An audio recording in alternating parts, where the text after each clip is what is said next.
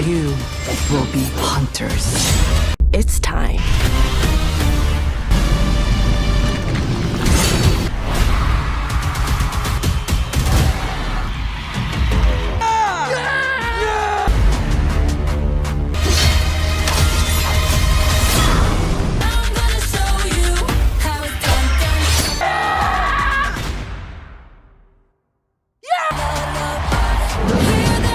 Let's get back.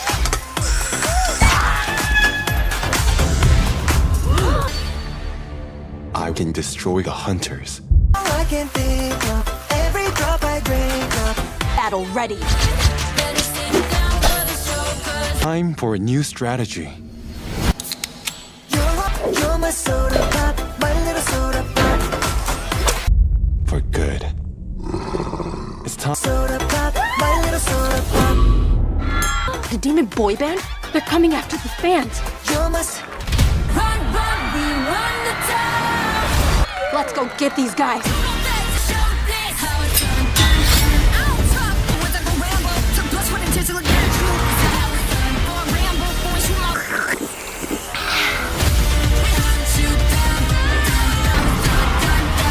Yeah, this plane's trashed.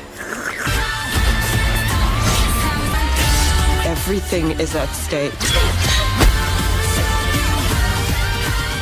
What if the biggest K-pop superstars weren't just idols but secret demon hunters? K-pop Demon Hunters, 2025, mixes flashy music, dark fantasy, and hidden battles behind the spotlight. In this video, Movies Explained Maz breaks down the movie's story, jaw-dropping visuals, and shocking facts you probably missed. K-pop Demon Hunters is a 2025 American animated musical and urban fantasy movie directed by Maggie Kang and Chris Appelhans. The story was written by Kang and Appelhans along with Danya Jimenez and Hannah McMakin. The film was produced by Sony Pictures Animation and released on Netflix. It features voice performances from Arden Cho, An Hyo-sop, Mei Hong, Ji Young-yu, Yeonjin Kim, Daniel Dae Kim, Ken Jeong, and Lee Byung-hun. The movie follows a popular K-pop girl group called Huntrix, who live secret double lives as demon hunters. While performing on stage as idols, they secretly fight evil forces. Their main enemies are a rival K-pop boy band called the Saja Boys, who appear charming to the public but are actually demons in disguise. The idea for K-pop Demon Hunters came from Maggie Kang's wish to create a story inspired by her Korean background. She mixed Korean mythology, demons, and modern K-pop culture to build a unique and meaningful world. The project was reported to be in development at Sony Pictures Animation by March 2021. With the full creative team already involved. The animation was handled by Sony Pictures Image Works. Visually, the film was inspired by K-pop concert lighting, fashion photography, and energetic music videos. The creators also took inspiration from anime and popular Korean dramas. The movie's soundtrack includes original songs by different artists, while the background music score was composed by Marcelo Zavos. K-pop Demon Hunters started streaming on Netflix on June 20, 2025. Later,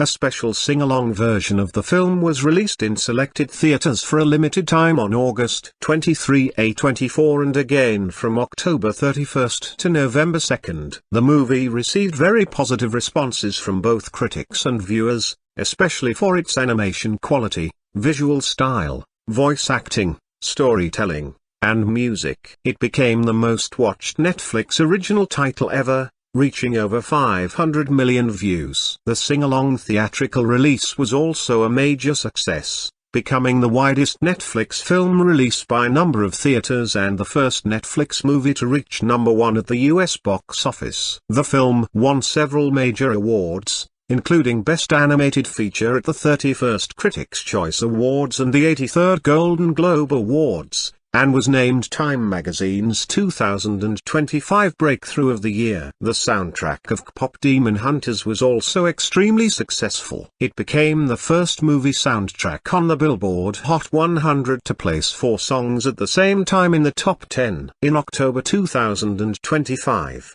The soundtrack was certified double platinum by the Recording Industry Association of America. It also received 5 nominations at the Grammy Awards. A short film titled Debut, KPop Demon Hunters story was officially rated by the Motion Picture Association in September, and a full sequel to the movie is planned for release in 2029. Long ago, demons hunted humans and fed their souls to their dark ruler, Gwimar. To stop this evil, 3 brave women became the first demon hunters. They used the power of their singing voices to create a magical barrier called the Han Moon, which kept demons away from the human world. Over time, new groups of 3 hunters continued this mission, each working to protect the Han Moon. Their ultimate goal was to turn it into the Golden Han Moon, a powerful final seal that would banish demons forever. In the present day, the famous K-pop girl group Huntrix are made up of Rumi, Myra,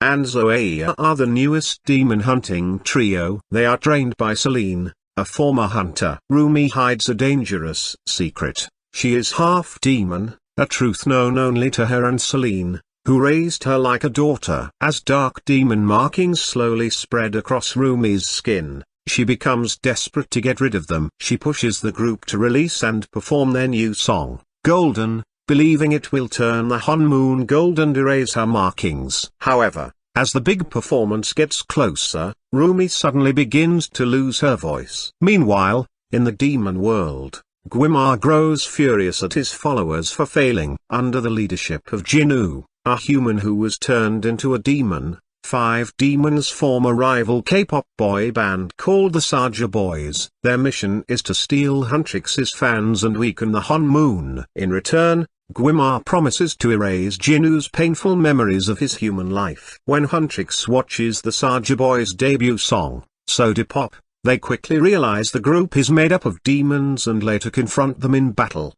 During the fight, Jinwoo notices Rumi's demon markings but chooses to help her hide them from her bandmates. In a private meeting, Jinwoo tells Rumi that shame allows Gwimar to control demons through cruel voices in their minds. He reveals that 400 years ago, Gwimar gave him fame and success to lift his family out of poverty, but then trapped him in the demon world. Jinwoo now lives with deep guilt over his family's eventual ruin. As the Saja Boys become more popular, the Han Moon weakens, leading to more demon attacks. With the Idol Awards approaching, Huntrix rush to create a new song called Takedown to expose the Saja Boys. However, Rumi feels uncomfortable with the song's aggressive, demon-hating message, causing tension between her, Myra, and Zoe. Rumi secretly makes a deal with Jinwoo. If he helps Huntrix win the Idol Awards and strengthen the Han Moon, he can stay in the human world. She also admits that her shame over being half demon weakened her voice,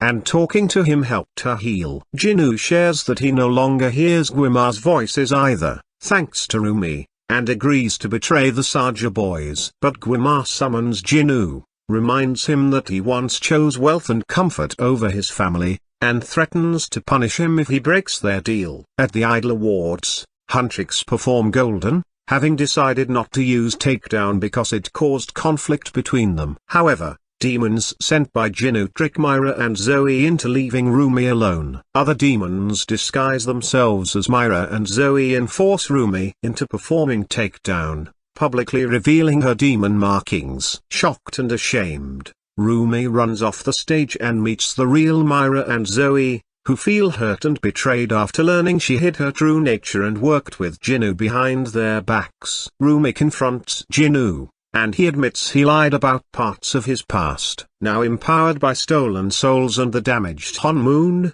Gwimar enters the human world and places the crowd, including Myra and Zoe, under his control, pulling them toward the Saja Boys' performance to consume more souls. Feeling hopeless, Rumi begs Celine to end her life, but Celine refuses and suggests restoring things as they were. Rumi lashes out, accusing Celine of never truly loving her, rejects the destroyed Han Moon, and leaves. Rumi then interrupts the Saja Boys' performance of Your Idol with a new, improvised song about her shame, pain, and self-acceptance. Her song breaks Gwimar's spell over Myra and Zoe. Reunited, Huntrix fight together and free the crowd. Jinwoo, full of regret, sacrifices himself to save Rumi from Guimar's attack, giving his restored soul to strengthen her. With renewed power, Huntrix defeat Guimar and the remaining Saja boys, sealing the demons away and creating a new Han moon. Free from shame,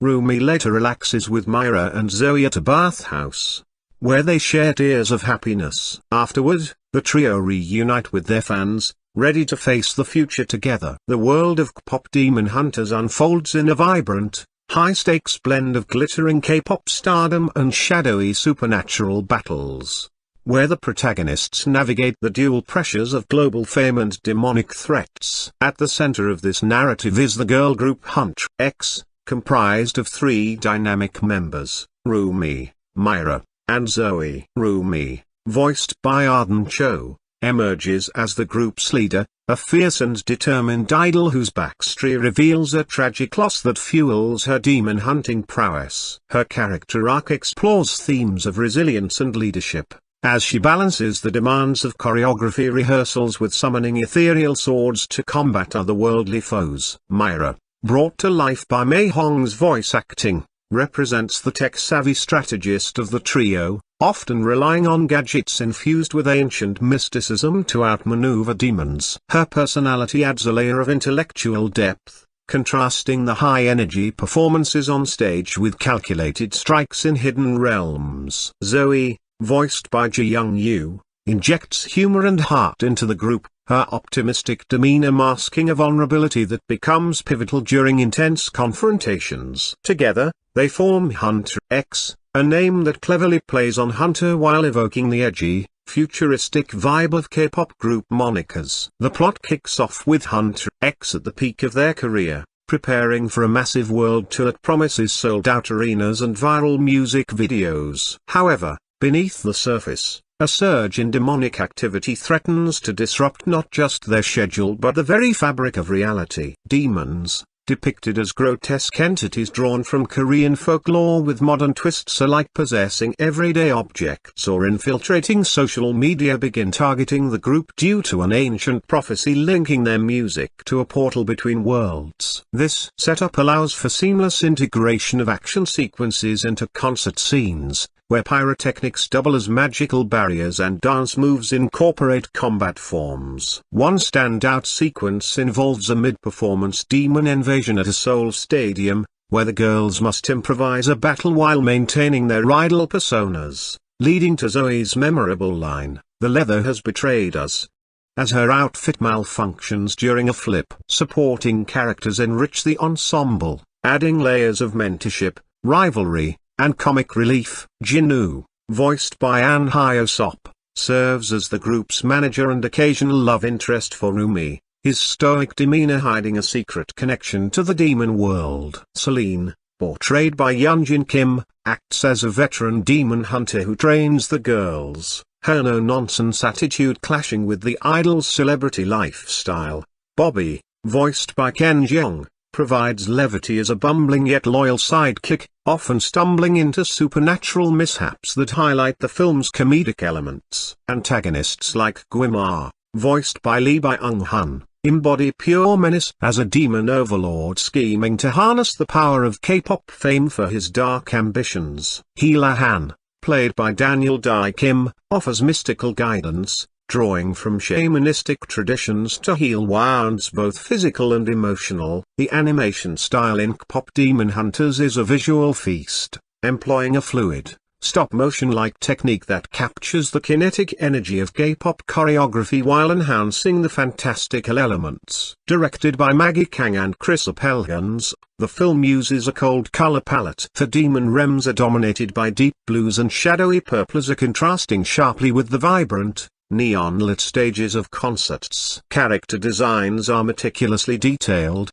Rumi's flowing hair incorporates subtle lion motifs, tying into the trivia about Saja meaning lion in Korean, while Myra's outfits feature holographic tech accents. The performance scenes are particularly stunning, with camera work that mimics music video aesthetics, zooming through crowds and syncing explosions with bass drops. Musically, the soundtrack stands as a cornerstone of the film, featuring 8 original tracks that could plausibly debut as K-pop singles. Concert intro, written and produced by Ido, Lee Yuhan, Jung Chae Kwak, Nam Hee Dong, and Ian Isendrat, sets the tone with its pulsating rhythm and empowering lyrics about rising above chaos. Another highlight, What It Sounds Like, integrates into a pivotal fight scene where Umi confronts her inner demons, the lyrics mirroring her emotional turmoil. I broke into a million pieces, in the broken glass. The music not only advances the plot but comments on the K-pop industry, with themes of pressure, perfectionism, and authenticity woven into choruses. Critics have praised the depth of the lyrics, noting how they add emotional resonance to the supernatural narrative, making the songs feel like extensions of the characters' psyches. Production-wise, KPop Demon Hunters was helmed by Sony Pictures Animation, with a reported budget of $100 million, reflecting the ambitious scope of blending genres like computer animation, pop musical, superhero, and supernatural fantasy. The directors, both with backgrounds in animation, are Kang from her work on various projects and Appelhans known for Wish Dragona, brought a fresh perspective to the story, infusing it with cultural authenticity drawn from Korean heritage. The voice cast, a mix of Korean American and Asian talents, ensures representation, with actors like Arden Cho drawing from her own experiences in entertainment to infuse Rumi with genuine star quality. Filming, or rather animating, took place over several years, with challenges in syncing voice performances to the intricate dance animations, leading to minor goofs like disappearing earrings in key scenes. Reception upon its 2025 release was overwhelmingly positive, garnering a 7.5 IMDb rating from over 111,000 users and earning 39 wins alongside 52 nominations at various awards. Box office figures underscore its success. An opening weekend haul of $18 million in the US and Canada, contributing to a domestic gross of $24.3 million and worldwide earnings exceeding $24.6 million. Reviewers lauded the film's innovative animation, catchy soundtrack, and heartfelt exploration of self-acceptance, with one critic noting its wholesome, uplifting vibe that blends meta-commentary on the K-pop machine with supernatural thrills. However, some pointed out predictable plot elements and a lack of tension in certain action beats, suggesting the formulaic structure borrowed too heavily from superhero tropes. Diving deeper into themes, KPop Demon Hunters masterfully examines the duality of identity, paralleling the idols' secret lives with the real-world facades maintained by K-pop stars under intense scrutiny. Vulnerability as strength is a recurring motif, especially in Rumi's journey from isolation to embracing her team's support, culminating in a hug scene that symbolizes unity. Friendship and chemistry among the leads drive the emotional core, with subplots exploring enemies to lovers dynamics between Rumi and Jinu, adding romantic tension without overshadowing the action. The film also subtly critiques the entertainment industry through satirical elements, like variety show hosts, voiced by Joel Kim Booster and Liza Koshy, who unwittingly aid demon plots via invasive interviews. Visually, the demon designs draw from Korean folklore, such as Josung Saja, Grim Reapers, Remage and as the Saja Boys, complete with black hanboks and wide-brimmed hats in their demon forms. This trivia-enriched layer adds cultural depth, educating viewers on terms like Saja while entertaining. Action sequences innovate by merging martial arts with dance, where moves like high kicks translate into demon-slaying techniques, choreographed to the beat of the soundtrack. One memorable fight atop a hijacked plane involves Pilot Demon, voiced by Alan Lee, and Flight Attendant Demon, voiced by Maggie Kang, forcing the girls to improvise mid-air combat. Character backstories provide fertile ground for analysis. Young Rumi, voiced by Rumi Oak, appears in flashbacks, revealing her initiation into demon hunting after a family tragedy, setting up her guarded personality. Myra's arc involves reconciling her logical mind with the chaotic magic of demons, leading to inventive gadgets like a smartphone that detects portals. Zoe's optimism cracks under pressure, revealing insecurities about her role in the group, which resolves in a powerful solo performance that banishes a horde. Supporting roles like Absaja, voiced by Sung-won Cho, add mythological flair, as a lion-spirited guardian who aids in training montages. The film's genre fusion of animation, comedy, family, fantasy, musical appeals to a broad audience, from K-pop fans to superhero enthusiasts. Comparisons to Zootopia and Spider-Man, Into the Spider-Verse highlight its anthropomorphic elements and multiverse vibes, though KPop Demon Hunters stands out with its musical integration. The PG rating ensures accessibility, with violence stylized as colorful bursts rather than graphic depictions, making it suitable for families while mature enough for teens exploring identity themes. Sound design complements the visuals, with sound mixes that amplify concert roars and demonic whispers, creating immersion. The aspect ratio of 2.35:1 enhances the cinematic feel, framing wide shots of arenas and narrow alleys in Demon Hunts. Connections to other media, like features in podcasts such as Animat's Crazy Cartoon Cast, underscore its cultural impact, sparking discussions on representation and genre blending. Expanding on the soundtrack's role, each song serves a narrative purpose. Beyond concert intro, tracks like anthemic ballads during emotional lows and upbeat EDM during chases propel the story. The music's K-pop authenticity, with hooks and bridges reminiscent of groups like Blackpink or BTS, has led to fan covers and playlists, extending the film's life beyond theaters. Lyrics often mirror plot points, such as empowerment anthems during transformations, reinforcing themes of self-acceptance. In terms of world building, the universe of KPop Demon Hunters is richly layered, with demons infiltrating modern society through technology and fame. The prophecy tying Hunter X to ancient artifact to a mystical microphone that amplifies voices to banish evil adds lore, hinting at sequels. Trivia about the Sharjah Boys' dual meaning enriches this, blending folklore with pop culture. Locations span global tour stops, from Tokyo skyscrapers to LA boulevards, each infested with unique demons adapted to local myths. Character dynamics evolve through conflicts. Rumi's leadership is tested when Myra questions risky plans, leading to growth in trust. Zoe's humor diffuses tension, but her arc peaks in a vulnerable moment, strengthening bonds. Romantic subplots, like Jinu's protective instincts clashing with Rumi's independence, add emotional stakes without dominating. Animation techniques deserve scrutiny. The stop-motion influence creates tactile feel in a digital medium, with hair and fabric simulating real movement. Color grading shifts moods, a warm hues for camaraderie, cool for Bella guiding emotional responses. Performance captures, using motion tech from live dancers, ensure authentic K-pop moves. Reception analysis reveals demographic appeal. Young adults praise representation, families enjoy humor,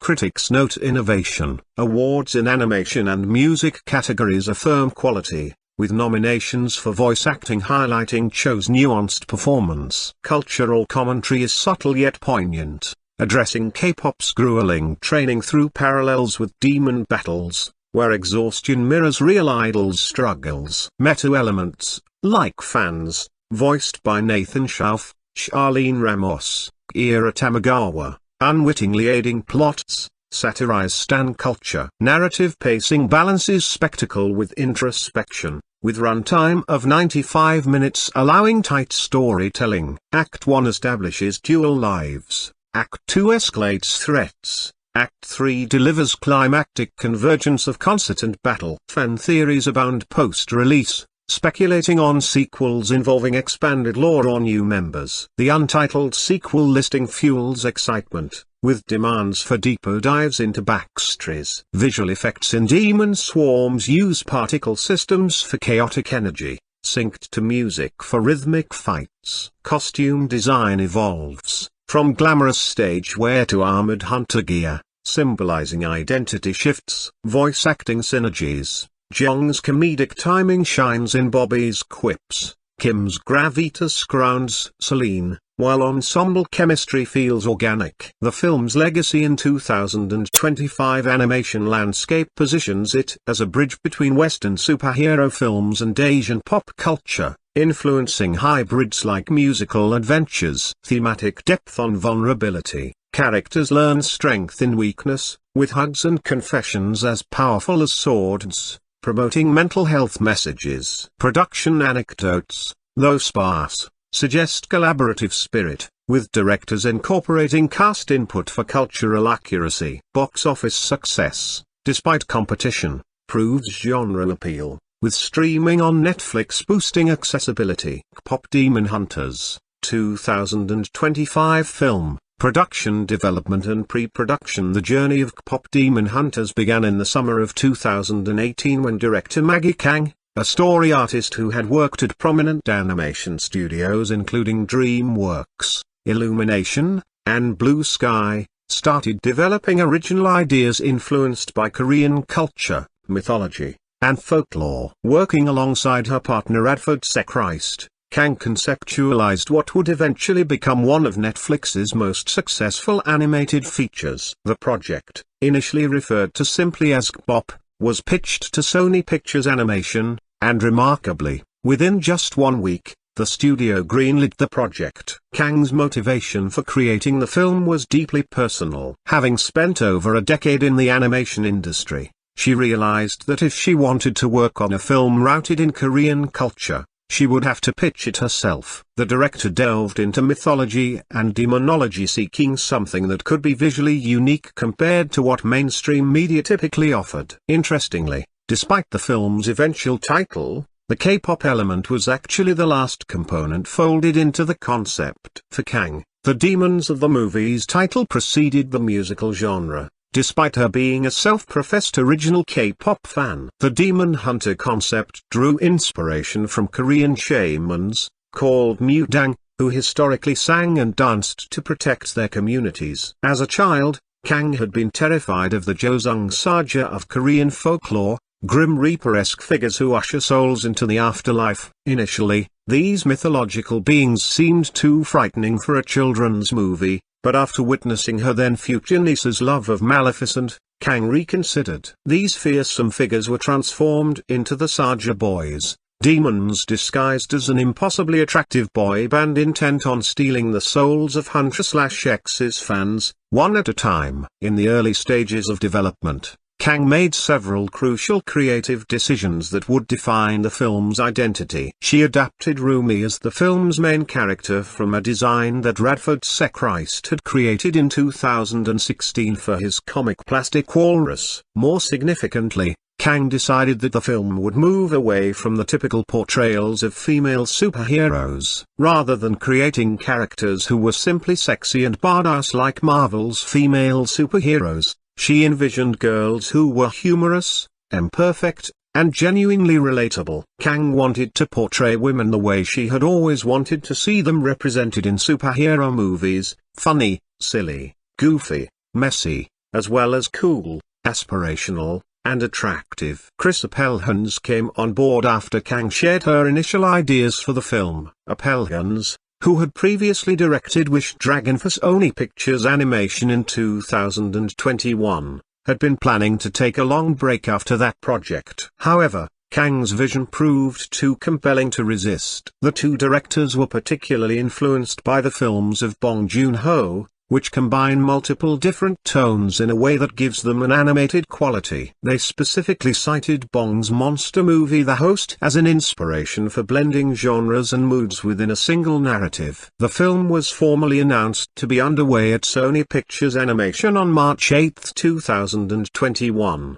under the working title K-Pop Demon Hunters. The announcement confirmed that Kang and Apelhans would go direct, with writing duo Hannah McMahon and Danya Jimenez crafting the screenplay. Aaron Warner, the Oscar-winning producer of Shrek, joined as producer alongside Michelle L.M. Wong. The artistic leadership team was rounded out by production designer Mingju Helen Chen, whose previous credits included Ra and the Last Dragon and Big Hero 6, and art director Amy Thompson, who had also worked on Ra and the Last Dragon along with Ralph Breaks the Internet. While the core story concept remained consistent throughout development, the film initially began with a smaller budget, darker tone, and a slightly older skewing target demographic. As the project evolved, these elements were adjusted to create the final version that would eventually captivate global audiences. The development team assembled a comprehensive vision board using the collaborative platform Miro, which became their creative command center. Over 3 to 4 years, they compiled GIFs, still images from music videos, magazines, and cultural references, creating a vast library of information that would guide every creative decision and keep the entire Sony Pictures Imageworks team aligned on the project's vision. Kang approached film producer Aaron Warner with her pitch in 2018 while Warner was working on the production of Wish Dragon. The project resonated strongly enough that it moved forward, though it would face an unexpected obstacle. After developing a more formal pitch complete with a full draft, multiple demo songs, extensive artwork, and several storyboarded scenes, the team pitched the movie to Sony Pictures Animation. The studio passed on the project. The decision was understandable from a business perspective. Creating a movie with a fully Asian cast centered on something culturally Korean was unprecedented territory. While K-pop was at its peak globally, there was uncertainty about whether that popularity might plateau. The risk factors were substantial. Undeterred,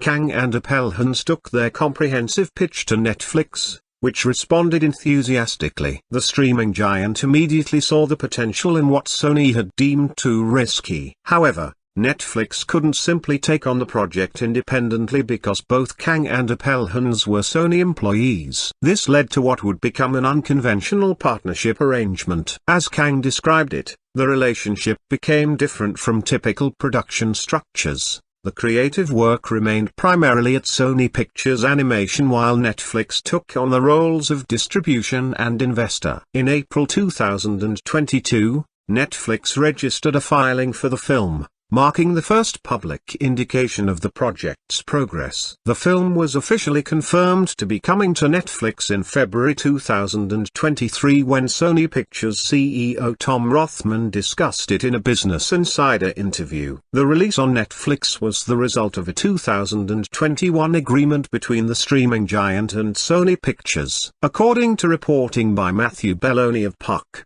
this agreement stipulated that Sony would give Netflix a first look at certain live-action and animated film projects, with Netflix guaranteeing to greenlight a certain number of projects for joint development, which Netflix would then release and maintain control over. The financial terms of this deal were particularly noteworthy. Netflix paid Sony $125 million to cover both the production budget for KPop Demon Hunters, which was approximately $100 million, and an additional premium worth 25% of the budget. In exchange for this payment, Netflix retained all film rights and would not need to pay any profit participation to Sony. This arrangement would later prove to be a source of regret for Sony when the film became a massive global phenomenon, with most of the financial upside accruing to Netflix rather than the studio that had developed and produced the project. Filming as an animated feature, KPop Demon Hunters did not involve traditional live-action filming. However,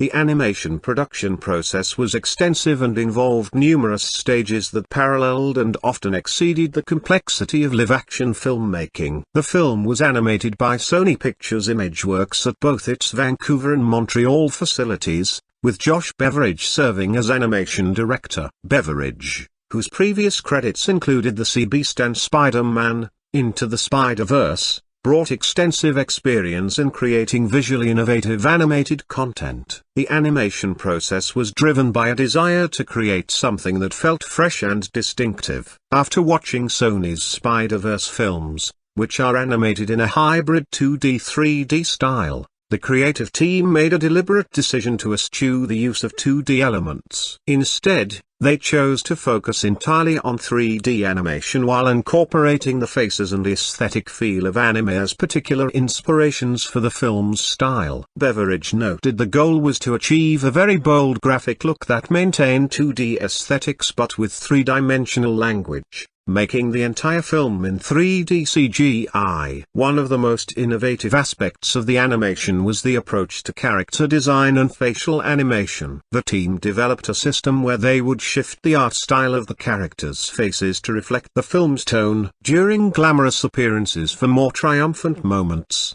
the characters would have one look, while more aggressive sequences featured notably different facial styling. As Beveridge explained, the range of the movie required dealing with everything from very sincere and dramatic moments to hyper-ridiculous sequences. There, animators would transform the characters' faces based on the tone. In high glamour moments, they needed to feel like pop stars in an animated world. When aiming for more animated aggression, faces would be reshaped with more line work and angularity, and for hyper-ridiculous moments, they employed what they called chibi or demi-chibi style, featuring super cute and exaggerated features. The visual influences for the film were deliberately diverse and carefully curated. Appelhans highlighted that the team drew inspiration from multiple sources, including music videos, concert stage lighting, editorial photography, Korean dramas, and anime. The goal was to make the K-pop backdrop feel as authentic as possible. Korean photography,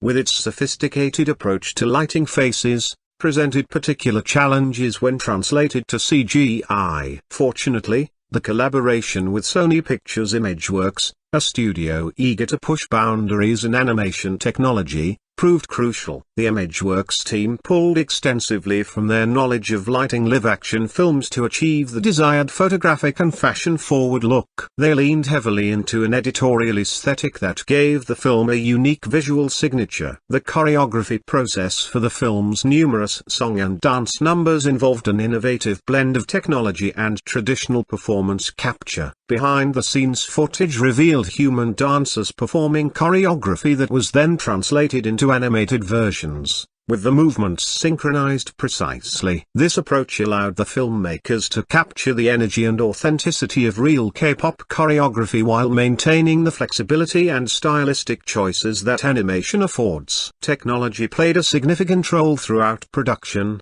though the panel discussions about the film's creation suggested that the team didn't dwell extensively on technical specifications. As Beveridge noted, animation as a medium is still in its infancy when it comes to technology, describing the current state as the Wild West of figuring things out. The introduction of new tech tools into artists' hands inevitably produces surprises, comparing it to painters discovering new types of brushes. Production designer Ming-Ju Helen Chen's involvement was particularly valued by Kang, who specifically mentioned Chen's ability to draw beautiful, strong, feminine female superheroes who are not overly sexualized. This aesthetic approach was fundamental to realizing Kang's vision of creating relatable, multi-dimensional female characters who defied conventional superhero stereotypes. The casting process for voice actors proved to be particularly challenging and occurred much later in production than typical for animated features. The 3 lead roles for the members of Hunter X were finalized past the 11th hour,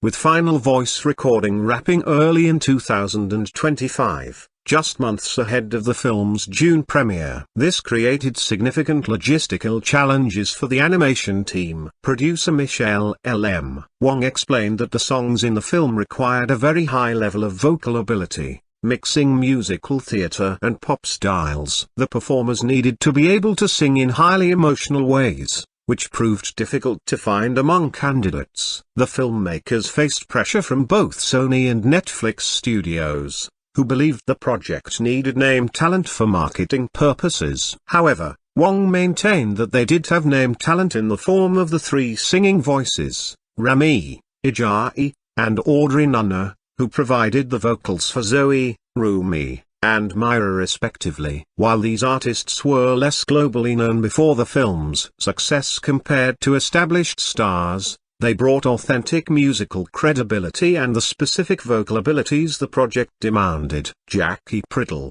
the film's co-producer and a VFX producer at Sony Pictures Imageworks, acknowledged that the last-minute finalization of casting wasn't ideal, but the team adjusted their priorities accordingly. Some sequences were safe to proceed with, while others needed adjustments to choreography or other elements. Sometimes animators had to work without the voices and then replace them later. Other times, they had to hold off on certain sequences. In some cases, voices were recorded after animation was already partially complete. Despite these challenges, the recording sessions ultimately proved successful. After working with the lead talent, members of the audio crew began remarking on how perfectly the performances captured the characters, with comments like "Rumi is such a Rumi." The voice cast extended beyond the three leads to include notable actors who brought decades of experience. An Hyosop and Lee Byung-hun joined the project, collectively bringing significant star power and established fan bases. Interestingly,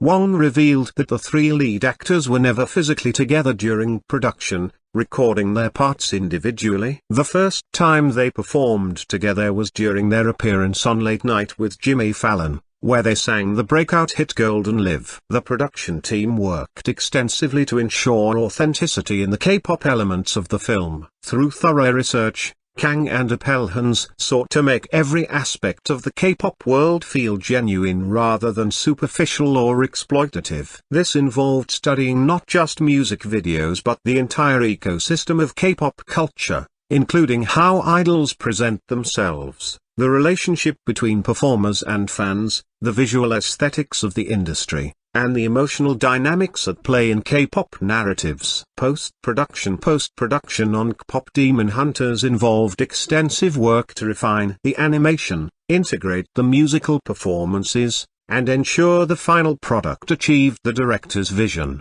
The process included finalizing the animation, color grading, sound design, music integration, and the creation of multiple versions of the film, including the standard release and the sing-along version. The editorial work involved assembling the various animated sequences into a coherent narrative flow while maintaining the energy and pacing necessary for a musical fantasy action film. The editors had to balance quieter character moments with explosive action sequences and musical numbers, ensuring that each element served the overall story while maintaining audience engagement throughout the 95-minute runtime. Sound design played a crucial role in bringing the world of KPop Demon Hunters to life. The team had to create audio landscapes that worked for both the glamorous world of K-pop stardom and the supernatural threat of demon attacks. The contrast between these two aspects of the film required careful attention to ensure transitions felt natural while maintaining the distinct sonic identity of each element. The integration of music into the film was particularly complex, as the songs weren't merely accompaniment but served as plot-driving elements. The musical sequences needed to feel like genuine K-pop performances while also advancing the narrative and revealing character development. This required precise synchronization between vocal performances, character animation, and visual effects. Color grading was essential to achieving the film's distinctive look. The team worked to create a visual palette that captured the vibrancy and energy of K-pop while also accommodating the darker, more ominous tones of the demon hunting storyline. The final color work emphasized the bold, saturated hues associated with K-pop aesthetics while ensuring the film maintained visual clarity during action sequences. Visual effects work went beyond the standard animation to include the creation of the honeymoon barrier, demon transformations, and various supernatural elements. These effects needed to feel integrated with the character animation rather than layered on top, requiring close collaboration between different departments throughout post-production. The creation of the sing-along version required additional post-production work to add on-screen lyrics synchronized with the musical performances. This version was designed to enhance the theatrical experience and encourage audience participation, similar to sing-along versions of other popular musical films. An important component of post-production involved the score composed by Brazilian composer Marcelo Zavos. While the original songs drove much of the film's musical identity, Zavos' instrumental score provided emotional underscore and connected the musical set pieces. The score was released separately on December 19, 2025, as KPop Demon Hunters. score from the Netflix film, on the Netflix music label. In April 2025, animator Jose Luis Lado Porca confirmed that production had wrapped and the film would release in June. This announcement came relatively close to the actual release date, indicating a compressed post-production timeline compared to many animated features, though this was likely due to the extensive pre-production and production planning that had occurred over the previous years. Quality control and final refinements continued until close to release. The film underwent multiple test screenings and reviews to ensure every element worked as intended. Given the cultural specificity of the content, particular attention was paid to ensuring the Korean cultural elements were represented authentically and respectfully. The creation of marketing materials during post-production included trailers, TV spots, social media content, and promotional materials that would eventually help generate massive interest in the film. These materials needed to convey the unique blend of K-pop culture, supernatural action, and emotional storytelling that made the film distinctive. Music. The soundtrack of KPop Demon Hunters represents one of the film's most significant achievements, playing a crucial role in both the narrative and the project's unprecedented success. The music wasn't simply accompaniment but rather an integral part of the storytelling, with each song serving specific narrative and character development purposes. The creative approach to the film's music was deeply considered from the earliest stages of development. Directors Kang and Hans understood that for the K-pop elements to work authentically, they needed to create songs that could genuinely compete with real K-pop releases. This wasn't about creating pastiche or parody but rather producing chart-worthy tracks that respected and honored the K-pop genre. To achieve this level of quality, the filmmakers enlisted an impressive array of music producers and songwriters. The team included Teddy Park, co-founder of the Black Label, along with Grammy-nominated and winning producers Lindgren, Stephen Kirk, and Jenna Andrews. These producers had extensive experience working with major K-pop artists including BTS, Twice, and Blackpink, bringing legitimate K-pop production credentials to the project. The original songs were written by Danny Chung, Ido, Vince, Kush, Ijai, Jenna Andrews, Stephen Kirk, Lindgren, Mark Sonnenblick, and Daniel Rogers. Production was handled by Teddy Park, 24, Ido, Dominsuke, Andrews, Kirk, Lindgren, and Ian Isendrath. This collaboration between established K-pop producers and Western songwriters created a sound that felt authentic to K-pop while remaining accessible to global audiences. Ian Isendrath, who served as executive producer for the soundtrack album, explained that even though the characters weren't exactly singing their feelings in traditional musical theater fashion, every lyric had to serve the story and reveal something about the characters or advance the plot. This dual requirement of serving both narrative function and standing alone as compelling pop music presented a unique creative challenge. The contrast between the music of Huntrix and the Saja Boys was deliberately crafted. Hans explained that they wanted the Saja Boys songs to be super catchy but slightly hollow, suggesting there was no real soul underneath. This contrasted sharply with Huntrix's songs, which were emotionally vulnerable and honest. The concept was that the surface-level part of listeners' hearts might be obsessed with the boys, but the deeper part would be moved by the girls. The soundtrack album was released on June 20, 2025, through Republic Records, coinciding with the film's Netflix debut. It featured 9 original songs showcasing different aspects of K-pop styles, from high-energy dance tracks to emotional ballads. The songs were performed by Ijai, Audrey Nunner, Ray Andrew Choi, Danny Chung, Kevin Woo, Sama Lee, Nekwath, and Lee Salonga in the main version. A special element of the soundtrack was the Twice version of Takedown, performed by Jung Aeon, Jiho, and Chaeyoung of the hugely popular K-pop group. This track was released as the lead single ahead of the film's debut. Kang expressed that having legendary talent like their Black Label write and produce original songs for the film felt like a dream come true. She was particularly thrilled about the collaboration with Twice members, stating it legitimized the film and songs in the K-pop world. proving they had achieved their goal of making a real K-pop group. The Twice members noted they found it exciting to be part of the project and connect with these brave characters through music, appreciating how it brought together K-pop and animation. The centerpiece of the soundtrack was undoubtedly Golden, which Isendrit described as an I Want song in traditional musical film structure. The song explores the character's purpose while dwelling on Rumi's inner thoughts,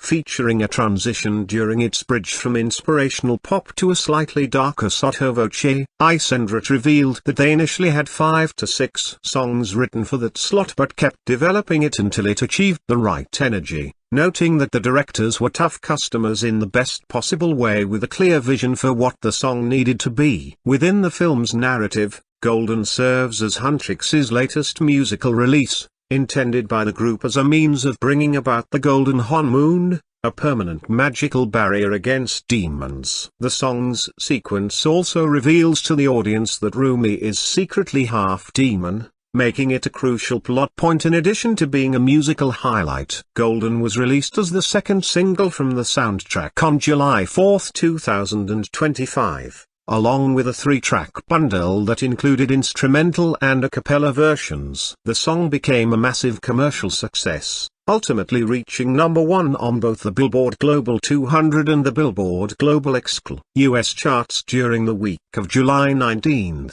It held the top position for a total of 18 non-consecutive weeks between July 19 and December 13.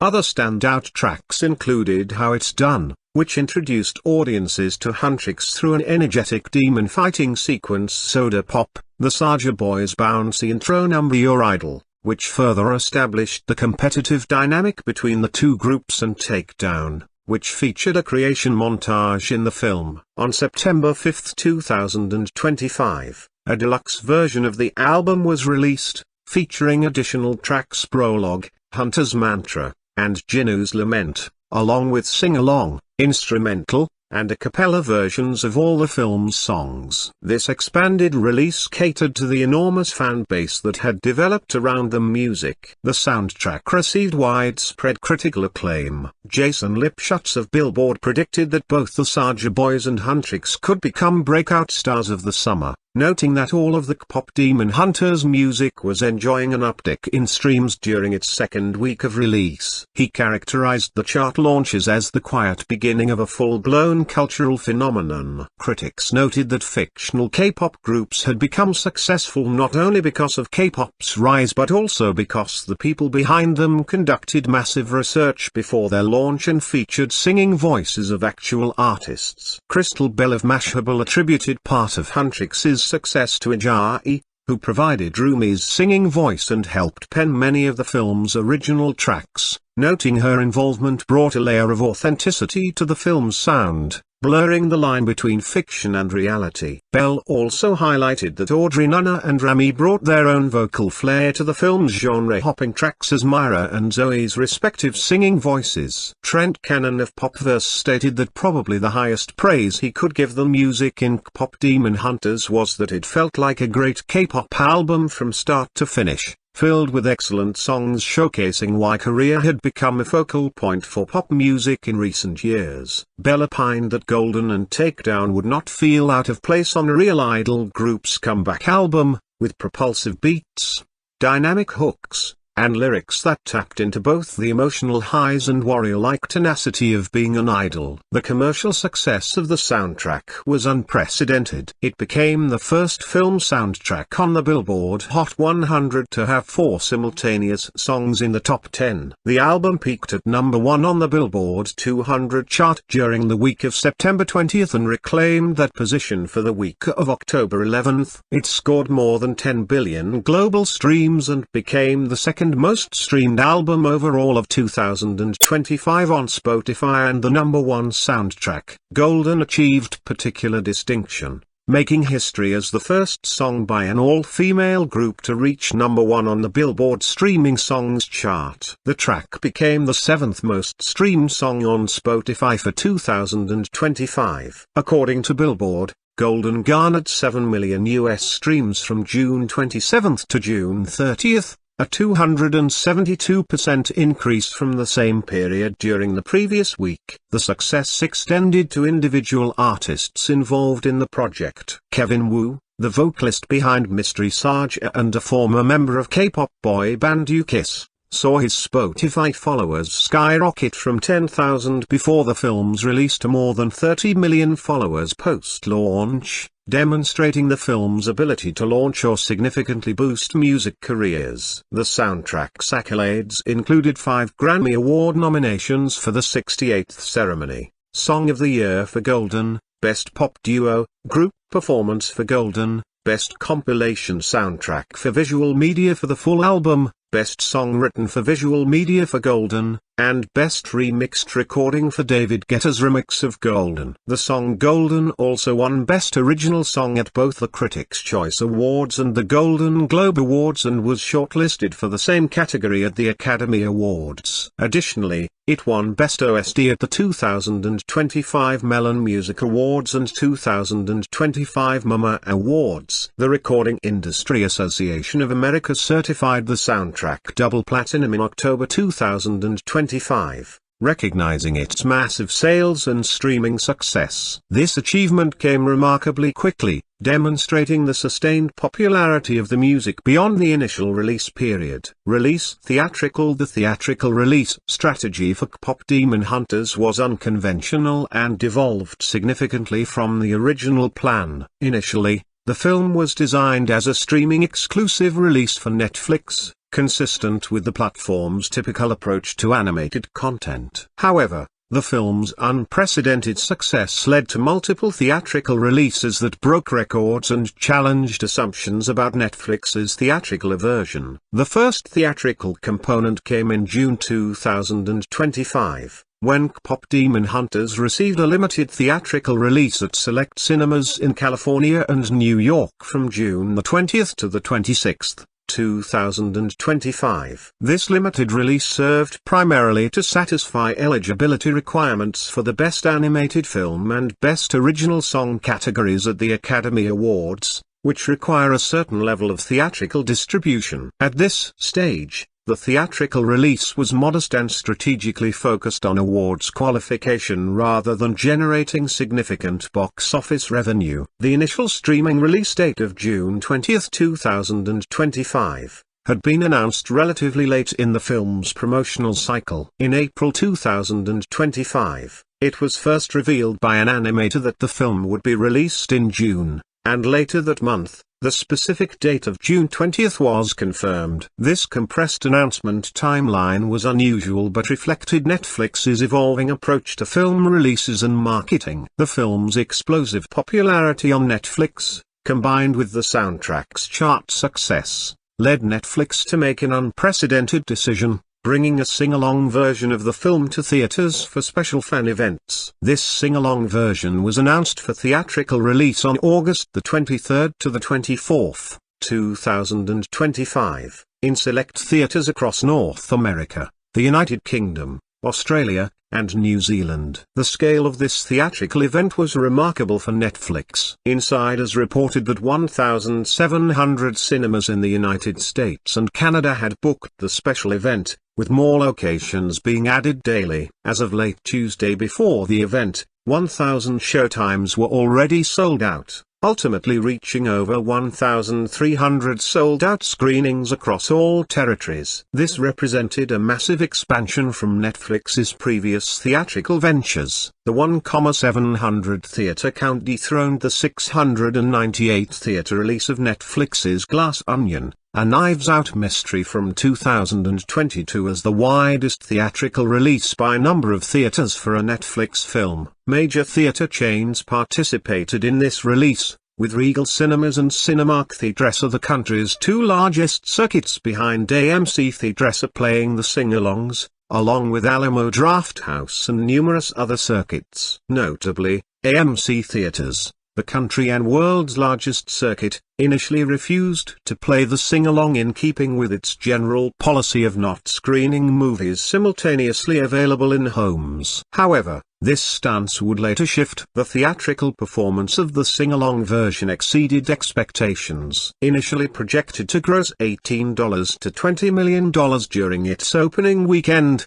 the film performed at the top end of estimates. In the United States and Canada, KPop Demon Hunters made approximately $19.2 million over the two-day event, though Netflix, consistent with its policy, did not officially report these grosses. The achievement was particularly significant because it marked the first time a Netflix film finished in first place at the weekend box office, topping Warner Bros. Weapons, which was expected to remain in first during its third weekend. This success was the company's best-performing theatrical release, beating out Glass Onion, which had earned $13.1 million in 2022. Industry analysts noted the remarkable nature of this achievement. David A. Gross of Franchise Entertainment Research observed that for 48 hours, this made-for-television film played to sold-out audiences who were singing, dancing, dressing up, and losing themselves in the fun, representing pop entertainment at its best. Hours after the weekend concluded, Netflix announced that the sing-along version would debut on the streaming platform on August 25, 2025, separate from the original version. This quick turnaround suggested that Netflix had used the theatrical event as both a revenue opportunity and a marketing tool to drive subscribers back to the platform. The international theatrical releases did not meet the requirements to qualify the film for the BAFTA Awards, as the film's British theatrical run occurred 2 months after the film's streaming release and didn't have enough commercial screenings. The British Academy rejected Netflix's exception appeal. According to Deadline, the film would have qualified if Netflix had released KPop Demon Hunters simultaneously in British theaters and on its streaming platform. In South Korea, KPop Demon Hunters, a sing-along event, struck a chord with audiences, opening in fourth place with $323,000 from 39,000 admissions across 143 screens during its theatrical run. While this might seem modest compared to North American performance, it represented significant interest in a market saturated with K-pop content. The success of the first sing-along theatrical event led to an encore. Netflix announced that the film would return to theaters from October 31 through November 2, 2025, for Halloween-themed sing-along screenings. This second theatrical run was strategically timed to capitalize on the Halloween season and featured encouragement for audiences to come in costume. Significantly, this time AMC Theaters participated alongside Regal and Cinemark, marking a notable shift in the largest theater chain's willingness to work with Netflix. The Halloween weekend theatrical release generated an estimated $5 to $6 million in ticket sales, which was noteworthy considering the film had been widely available on streaming for months. This sustained theatrical interest demonstrated the film's ability to function as an event experience that audiences wanted to participate in communally, even after having access to watch it at home. The total theatrical gross across all releases was approximately $24.6 million, a respectable figure that, while not blockbuster level, represented a significant achievement for a streaming film. Industry analysts noted that had the film received a traditional theatrical release instead of debuting on streaming, it likely would have earned substantially more. Jeremy Foster of The Wrap wrote that the theatrical release was set to open higher than the 3-day opening weekends of The Bad Guys 2, $22 million, and Elio, $20.8 million, and suggested it would have made $100 million domestically had it not first been streamed. The theatrical releases served multiple strategic purposes for Netflix beyond direct revenue. They generated additional marketing buzz, reinforced the film's cultural phenomenon status, satisfied awards eligibility requirements, and demonstrated Netflix's willingness to work with theatrical exhibitors when circumstances warranted. The theatrical success also validated the film's quality and broad appeal.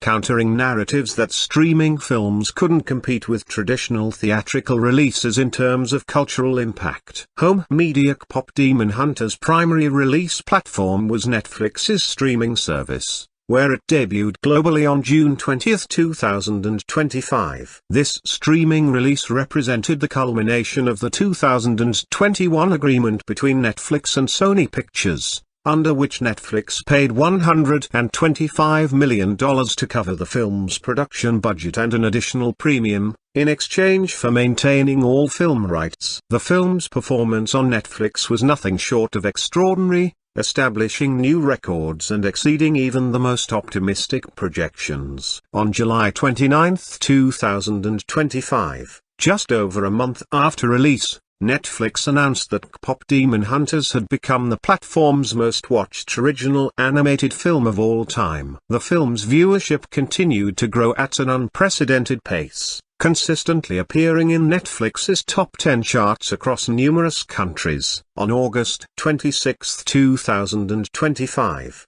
Netflix revealed that the film had been watched 236 million times, surpassing Red Notice 2021 as Netflix's most watched film overall. This milestone came just 67 days after the film's release, making it one of the fastest climbs to the top of Netflix's all-time charts.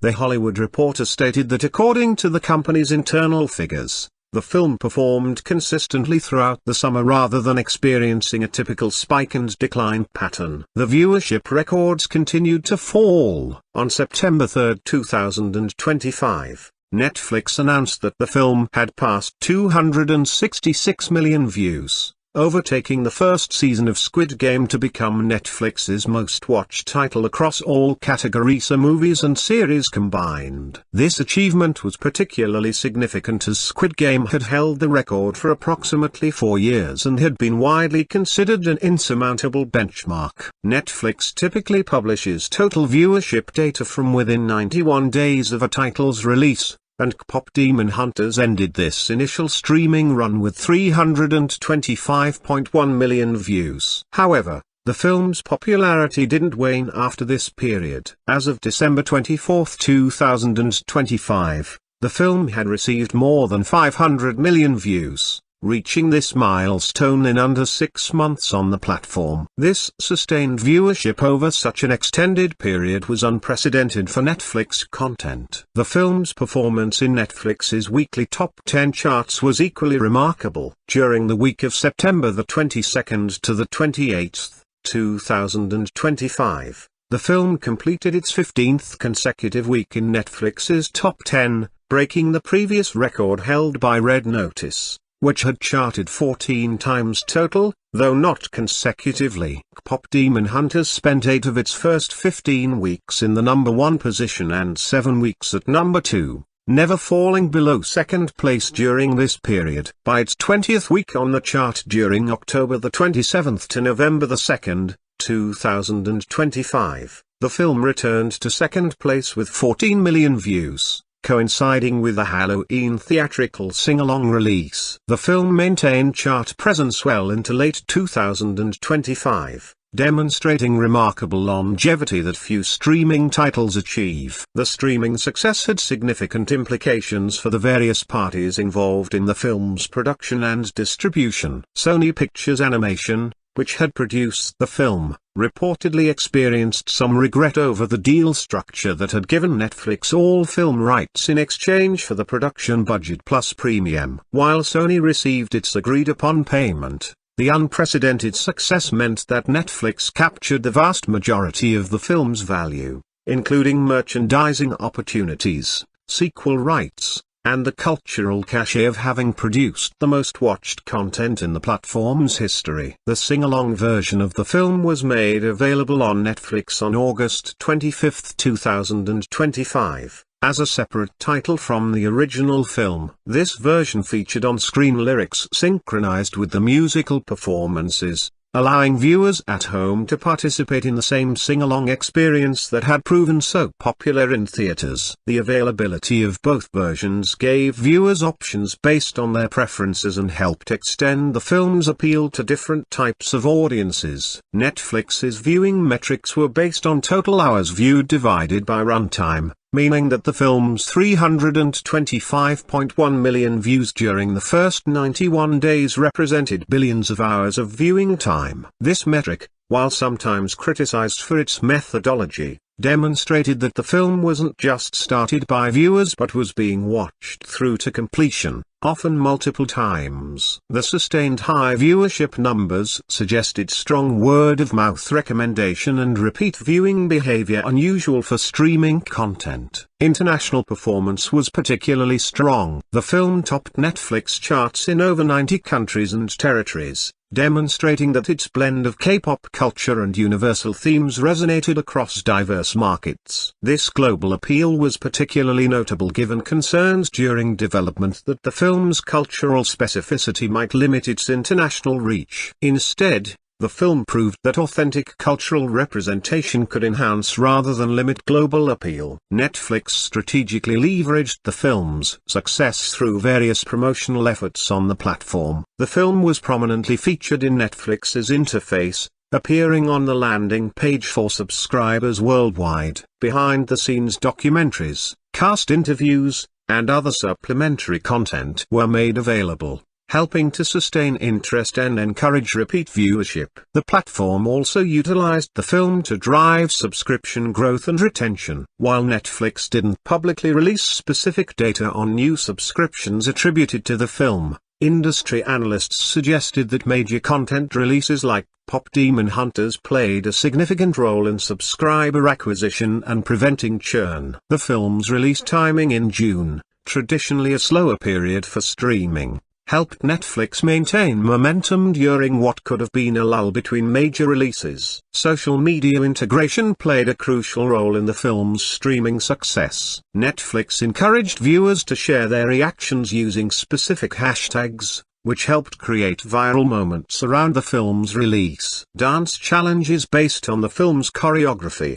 particularly for the song Golden, spread across platforms like TikTok and Instagram, driving additional viewers to the film. The streaming release strategy also included coordinated social media campaigns featuring the voice cast and creative team. Live-streamed watch parties, Q&A sessions with the directors, and interactive fan events helped maintain engagement beyond passive viewing. These efforts transformed the film from a simple streaming title into a participatory cultural event. Reception box office. The box office performance of KPop Demon Hunters presents a unique case study in modern film distribution. Unlike traditional theatrical releases, the film's primary revenue came from its streaming deal with Netflix rather than ticket sales. However, the limited theatrical releases that did occur demonstrated significant commercial potential that industry analysts believe was only partially realized, due to the streaming-first strategy. The initial limited theatrical release in California and New York from June 20th to 26th, 2025, was designed primarily for awards qualification rather than commercial success. This run was extremely limited in scope, playing in only a handful of theaters, and consequently generated minimal box office revenue. Exact figures for this release were not widely reported, as it functioned more as a technical requirement than a genuine theatrical release. The financial picture changed dramatically with the sing-along theatrical event on August 23rd to 24th, 2025. This two-day event generated approximately $19.2 million in ticket sales across 1,700 theaters in the United States and Canada, with additional revenue from international markets including the United Kingdom, Australia, and New Zealand. While Netflix maintained its policy of not officially reporting theatrical grosses, industry tracking services and theater sources confirmed these figures. The per-theater average for the sing-along release was exceptionally strong, estimated at approximately $11,300 per location over the 2-day period. This figure compared favorably to typical wide releases and indicated strong audience demand. The fact that over 1,300 screenings sold out completely suggested that the film could have generated even higher revenue with additional capacity. Industry analysts noted that the $19.2 million 2-day gross exceeded the 3-day opening weekends of several other 2025 animated releases, including The Bad Guys 2 at $22 million and Lio at $20.8 million.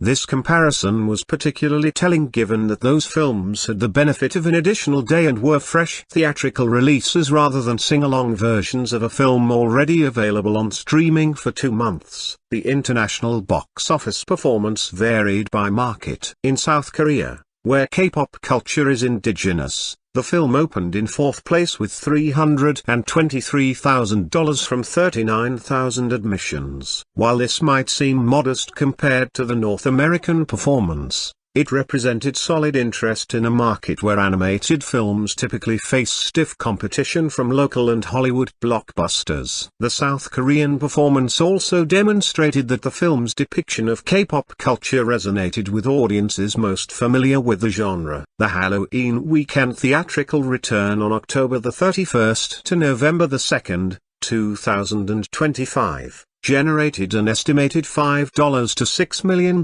in ticket sales. This second theatrical run came more than 4 months after the film's initial streaming release, making the sustained interest particularly noteworthy. The per-theater averages, while lower than the August sing-along event due to increased theater count and reduced novelty factor, still indicated healthy demand. The cumulative theatrical gross across all releases reached approximately $24.6 million. From a traditional box office perspective, this figure might seem modest for a film with a $100 million production budget. However, several factors make direct comparison to conventional theatrical releases problematic. First, the film had already been available on Netflix for months before most theatrical screenings, eliminating the exclusivity that typically drives theatrical revenue. Second, the theatrical releases were limited in scope and duration, never approaching the wide, sustained release pattern of traditional animated features. Third, Netflix's business model doesn't rely on theatrical revenue in the same way traditional studios do. Multiple industry analysts suggested that had the film received a conventional theatrical release debuting exclusively in theaters for a traditional 45 to 90-day window before streaming, it likely would have generated substantially higher box office revenue. Jeremy Foster of The Wrap estimated that the film could have earned $100 million domestically in a traditional theatrical scenario, with international markets potentially adding $150 to $200 million more. These projections were based on the film's demographic appeal, the strength of the soundtrack, positive critical reception, and comparison to similar animated features. Box Office Pro analyst Sean Robbins noted that the film's performance suggested a significant appetite for theatrical animated content targeting slightly older demographics than typical family animations. The sing-along format proved particularly effective, creating an event experience that differentiated theatrical viewing from home streaming and justified the ticket price despite streaming availability. The financial structure of the Netflix-Sony deal meant that theatrical revenue had different implications than it would for a traditional studio release.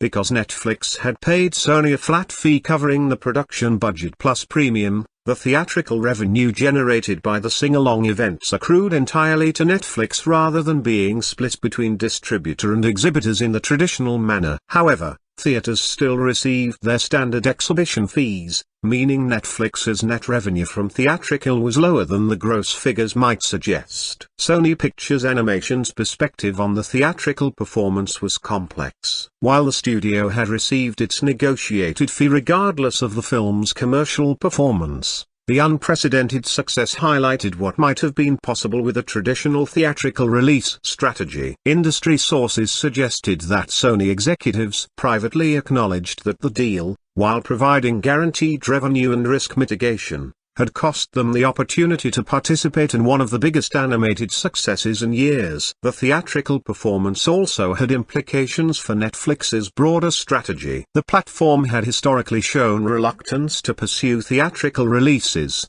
preferring to keep content exclusive to streaming to drive subscription value. However, the success of the KPop Demon Hunters sing-along event demonstrated that theatrical and streaming could coexist profitably, with theatrical serving as both a revenue stream and a marketing vehicle that ultimately drove additional streaming engagement. Theater executives noted that the sold-out screenings and enthusiastic audience response to the sing-along format suggested opportunities for similar event-based theatrical releases of streaming content. The communal experience of watching and singing along with hundreds of other fans created value that home streaming couldn't replicate, justifying theatrical admission prices even for content available at home. The film's box office performance also reflected changing theatrical attendance patterns post-pandemic. Audiences had become more selective about theatrical attendance, requiring either exclusive content or differentiated experiences to justify leaving home. The sing-along format provided that differentiation, transforming viewing from passive consumption to active participation. Critical response: KPop Demon Hunters received overwhelmingly positive reviews from critics, who praised its animation quality,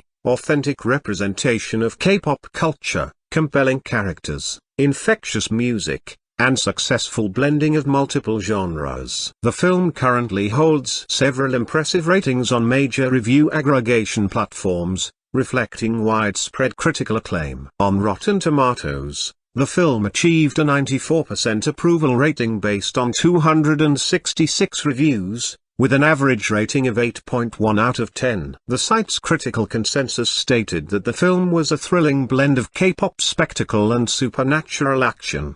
KPop Demon Hunters delivers dazzling animation, infectious music, and a heartfelt story about friendship and identity that works for all ages. This high approval rating placed it among the best-reviewed animated films of 2025 and demonstrated remarkably consistent positive reception across a large sample of critics. Metacritic, which assigns weighted scores based on reviews from mainstream critics, gave the film a score of 81 out of 100 based on 55 reviews, indicating universal acclaim. This score was particularly impressive given Metacritic's more stringent methodology and the critical community's generally more measured approach on that platform. The score placed KPop Demon Hunters among the highest-rated animated films on the platform for 2025. Critics particularly praised the film's visual style and animation quality. Alonzo Giralda of The Wrap described the animation as dazzling and inventive, noting how the film successfully captured the glossy,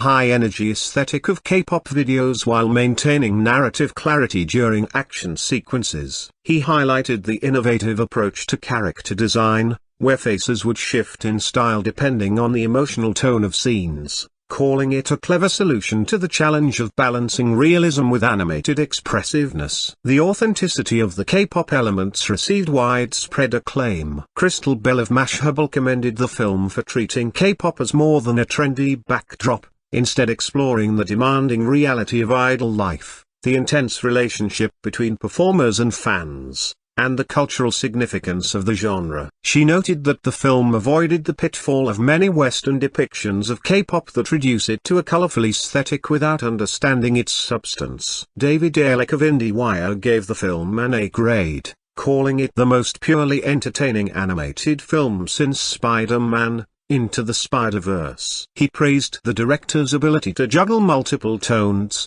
from broad comedy to genuine horror to heartfelt emotion, without any element feeling forced or inconsistent. Ehrlich particularly highlighted the film's emotional depth, noting that beneath the spectacular surface, the film offered a thoughtful exploration of identity, belonging, and the cost of perfection. The character development received particular attention from critics. Esther Zuckerman of Thrillist wrote that the three lead characters felt fully realized, with distinct personalities, motivations, and character arcs that went beyond superficial differentiation. She noted that Rumi's journey of self-acceptance as a half-demon was handled with surprising nuance for a family film, serving as a clear metaphor for otherness and identity struggles that would resonate with LGBTQ+ audiences and others who feel caught between different worlds. Several critics praised the film's approach to female representation. Tasha Robinson of Polygon highlighted how the film avoided the common pitfall of making its heroines perfect paragons, instead embracing their flaws, insecurities,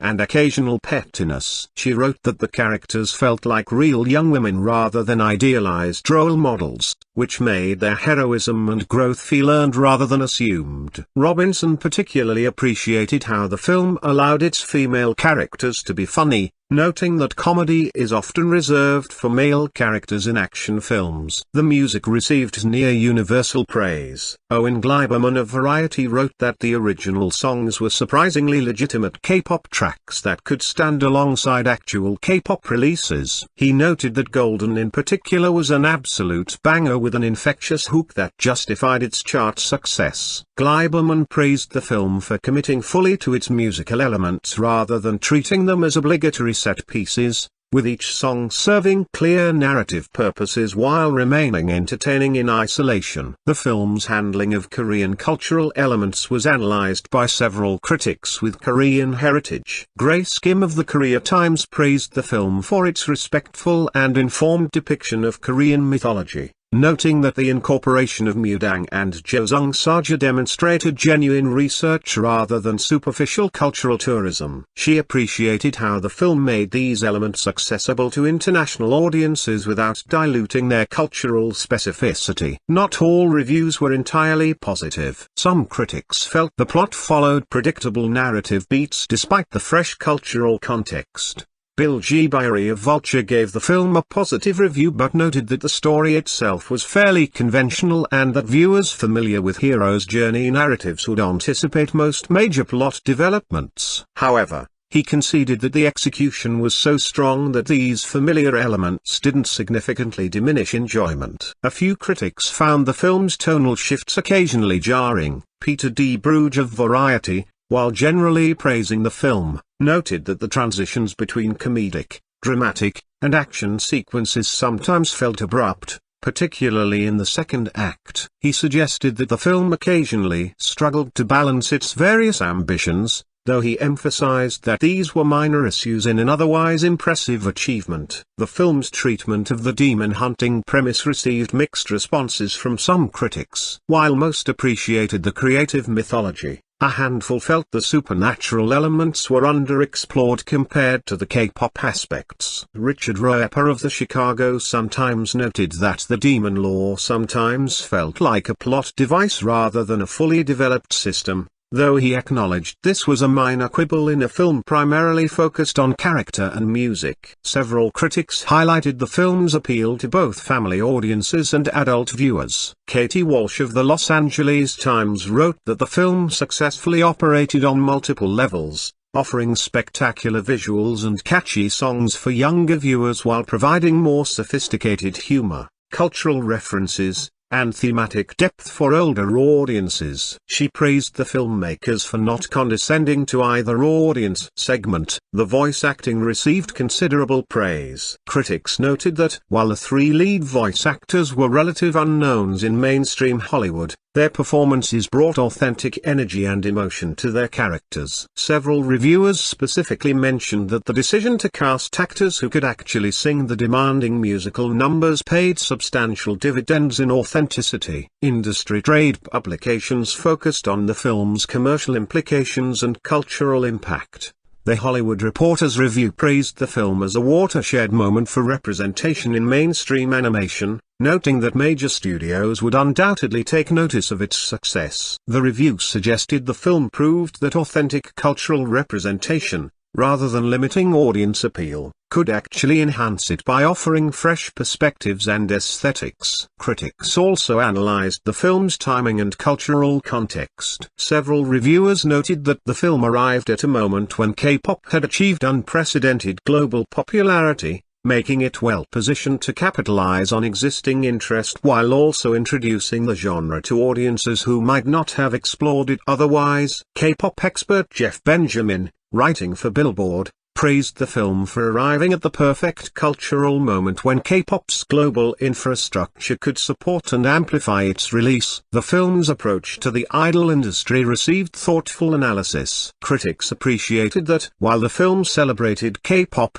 it didn't ignore the industry's darker aspects, including intense pressure, public scrutiny, and the physical and emotional demands placed on performers. However, some felt the film could have pushed further in examining these issues, with the demands of maintaining a family-friendly rating potentially limiting how deeply these themes could be explored. Animation industry professionals and critics praised the technical achievements. Animation Magazine ran a detailed review highlighting the innovative approach to facial animation, the sophisticated lighting techniques adapted from live-action cinematography, and the seamless integration of musical performances with narrative sequences. The review noted that the film represented a significant technical achievement that would likely influence future animated productions. Several critics drew comparisons to other animated musicals, particularly Disney's recent output. While some found the comparisons favorable, others noted that KPop Demon Hunters succeeded precisely because it didn't attempt to replicate the Disney formula, instead carving out its own identity through its specific cultural grounding and tonal approach. These critics argued that the film's success demonstrated that animation could support diverse storytelling approaches beyond the established Disney,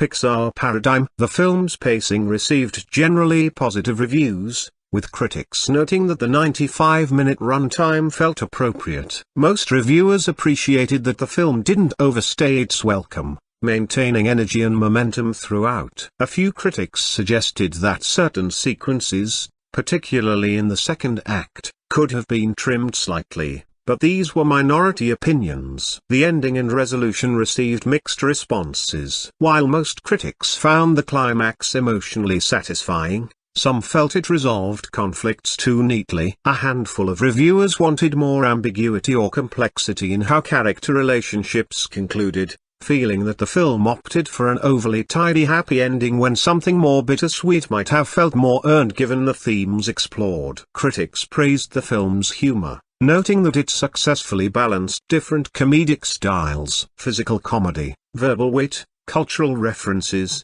and character-based humor all appeared throughout the film, with most critics finding the mix successful. Several reviewers highlighted specific sequences as particularly funny, with the training montage and various interactions between Huntrix members frequently mentioned. The film's appeal to teenage and young adult audiences was noted by several critics who saw the film at screenings with those demographics. Reviews mentioned the enthusiastic response from these age groups, suggesting the film successfully connected with an audience that animation sometimes struggles to reach. Critics speculated this success came from treating young characters respectfully, avoiding talking down to audiences, and engaging with themes relevant to that age group. Academic critics and cultural commentators began analyzing the film's significance beyond entertainment. Scholarly publications ran pieces examining the film's representation of Korean culture, its handling of identity and belonging themes, and its place within the broader context of Hallyu,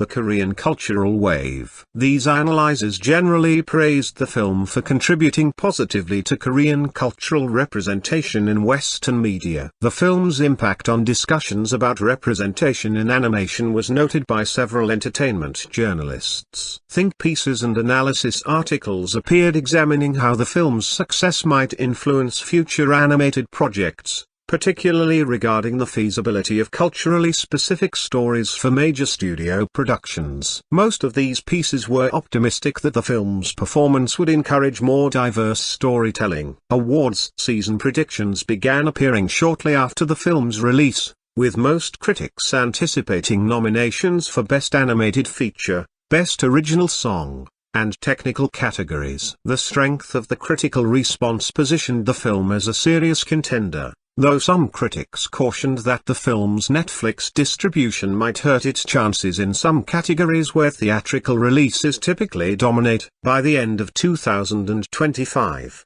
Retrospective pieces and year-end lists consistently included KPop Demon Hunters among the best films of the year. Multiple critics' year-end top 10 lists featured the film, with several naming it the best animated film of the year. This critical staying power, combined with the film's commercial success, solidified its status as one of 2025's most significant cinematic achievements. The critical consensus that emerged positioned KPop Demon Hunters as a landmark achievement in animated filmmaking, a film that succeeded commercially while maintaining artistic integrity, honored its cultural sources authentically while remaining accessible globally, and demonstrated that representation and quality were complementary rather than competing values. While individual critics quibbled with specific elements, the overwhelming majority found the film a triumphant success that exceeded expectations and set a new standard for culturally specific animated storytelling in mainstream entertainment. In K-pop,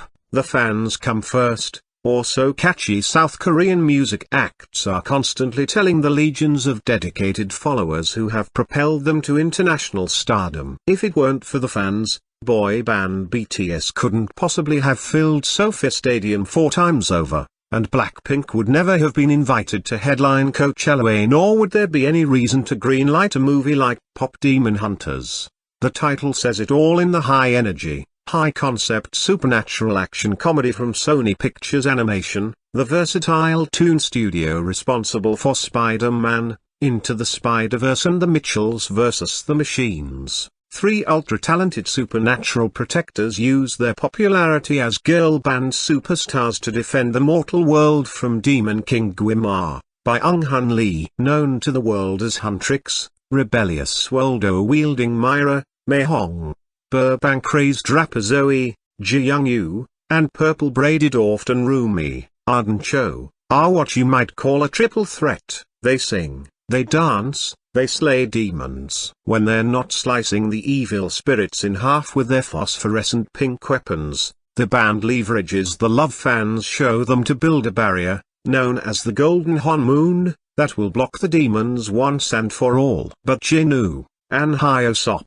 one of Gwimar's most tortured acolytes, has an inspired idea. Together with 4 ridiculously handsome fellow demons, he will start a rival group, the Saja Boys, to try to lure Huntrix's fans to the dark side. What neither Jinu nor Rumi see coming is just how irresistible the 2 pop stars will find each other. The resulting human-demon rom-com plot might be predictable, but not the twist that KPop Demon Hunters, which hits Netflix the same day Pixar's Elio opens in theaters, turns out to be the more entertaining of the 2 animated offerings. That's because co-directors Chris Appelgans, Wish Dragon, and Maggie Kang, who's worked in the story departments at DreamWorks, Blue Sky and Illumination, use their unapologetically silly premise to unleash a far more playful approach to computer animation than any of the aforementioned studios have tried. The creative team takes its cues from webtoons and manhwa, Korean graphic novels, emphasizing dynamic silhouettes over smooth in-between movement. Not clear what that means. Watch how the characters hit and hold lively key poses as the camera glides and zooms around them. What started as a cost-saving measure on animated series such as Speed Racer and the Powerpuff Girls back in the day now gives KPop Demon Hunters a distinctly Asian flavor, further embellished with cute comic book touches. For example, when Huntrix first glimpses the Saja Boys, the gals stop in their tracks as their pupils swell into puffy red hearts. Reacting to how ripped the guys look, Zoe's eyes change shapes several more times, from 6-pack abs to a pair of buttery corn cobs. The lover-struck young lady's reaction provides an unforgettable alternative to the Randy Wolf in Tex Avery's Red Hot Riding Hood cartoon, as twin streams of popcorn erupt like happy tears from her flushed red face. Instead of being gross, the violence proves every bit as visually appealing. The trio's weapons are so sharp, they slice clean through the demons, easily identified by jagged purple markings on their zombie-like skin, or else cause them to explode into a burst of confetti. Later, they swarm through a rift in the Hon Moon, galloping on all fours like so many golems as they suck the souls from the nearby humans, implied more than seen. so as to preserve the film's PG rating. Fast and efficient, the movie blazes through an exposition-heavy first act in less than 15 minutes, which is right about the time we learn Rumi's secret. She's the daughter of a pop singer mom and demon dad who's marked by the same purple imprints as the spirits she's sworn to eliminate. The only person who knows Rumi's hybrid status is Huntrix's trusted trainer Celine, Yeonjin Kim, who believes that Rumi can keep her demon genes in check. But the group's mentor never foresaw her prot A tilde copyright G A tilde copyright falling for a bad boy like Jinwoo, who's got a couple secrets up his sleeve as well. A subplot involving problems with Rumi's voice doesn't quite work, although it slows down the storytelling long enough for some fun character moments, like an action-packed trip to the spa and a short-lived staycation, complete with bubble tea and bingsu. You can't have a CG cartoon these days without adorable animal sidekicks, which come in the form of a grinning tiger demon and a black bird in a tiny hat, both designed to look like they've stepped straight out of Korean folklore. The K-pop angle sets an obvious challenge for the filmmakers in that this too needs some original tunes to make it sing, plus catchy choreography to distinguish it from vintage shows like Josie and the Pussycats and Jum and the Holograms. Compiled by a range of A-list music producers, the Macaronic soundtrack, which mixes English and Korean lyrics, includes 3 hits for Huntrix, performed by Ajayi, Audrey Nonna and Remy A. How It's Done, Golden and Takedown, the latter covered by Twice over the end credits. Better Still is Free, a standout duet between Ajayi and Andrew Choi, Rumi's and Jinwoo's singing voices, respectively.